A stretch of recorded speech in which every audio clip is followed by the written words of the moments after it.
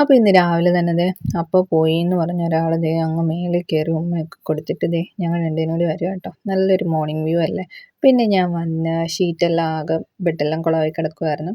അപ്പം ബെഡ്ഷീറ്റെല്ലാം മടക്കി വെച്ചു. അങ്ങനെ റൂമെല്ലാം ക്ലീനാക്കി. പിന്നെ പല്ല് തേക്കാനായിട്ട് ബ്രഷും എടുത്തപ്പോഴത്തേക്ക് ഒരാളതേ എൻ്റെ ബ്രഷ് മേടിക്കാനായിട്ട് നിൽക്കുമായിരുന്നു. പിന്നെ അത് കഴിഞ്ഞ് ദേ അവൾ ദേ ശാലോമിൽ ഇപ്പോൾ രാവിലെ മമ്മി പാട്ടൊക്കെ ഇടുന്നതുകൊണ്ട് അങ്ങനെ അതൊക്കെ കണ്ട് നിൽക്കും. പിന്നെ ഞങ്ങൾ രണ്ടുപേരും കൂടി പല്ലൊക്കെ തേച്ചു, എല്ലാം ഇതായി. പിന്നെ വാനില ഇന്നുണ്ടായിരുന്നു 2-3 എണ്ണം. അപ്പോൾ അത് പരാഗണം ചെയ്തു. അതിൻ്റെ ഇടയ്ക്ക് ദേ ടിപ്പ് ഇങ്ങനെ ഓടിക്കളിച്ചുകൊണ്ടിരിക്കുകയാണ് അവനെ വിട്ട സമയം. ദേ സൂര്യൻ ഇന്ന് വന്നിട്ടുണ്ട് കേട്ടോ. ഇന്ന് ഞാൻ കുറച്ച് നേരത്തെ ആയിരുന്നു എണീറ്റ്.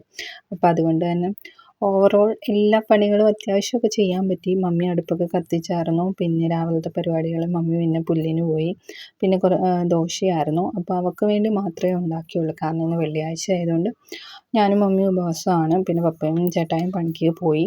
അപ്പോൾ ദേ ഞങ്ങൾ രണ്ടുപേരും കൂടി ഇന്നെന്തോ എൻ്റെ കൂടെ ഇങ്ങനെ ദോശ ഉണ്ടാക്കാനൊക്കെ കയറി. എന്നിട്ട് പിന്നെ അതൊക്കെ കഴിച്ച് കുളിപ്പിച്ച് കൊണ്ടുവന്ന് അവളെ റെഡിയാക്കുന്ന പരിപാടിയാണ്. അപ്പോൾ ഇത് മതി എന്നൊക്കെ പറഞ്ഞ് ആക്കിപ്പോൾ ഉടുപ്പൊന്നും ഇഷ്ടമല്ല. ഇങ്ങനെയുള്ള ബനിയൻ ക്ലോത്തിൻ്റെ പാൻറ്റ്, ടീഷർട്ടുകൾ ഇങ്ങനെയുള്ളതൊക്കെയാണ്. അപ്പോൾ ദേ പിരികൊക്കെ എഴുതി പൊട്ടൊക്കെ കുത്തി എല്ലാം ചെയ്ത് അവളെ ഒരുക്കി റെഡിയാക്കി അങ്ങനെ മമ്മിക്ക് ടാറ്റയൊക്കെ കൊടുത്ത് ഇറങ്ങുവാണ്.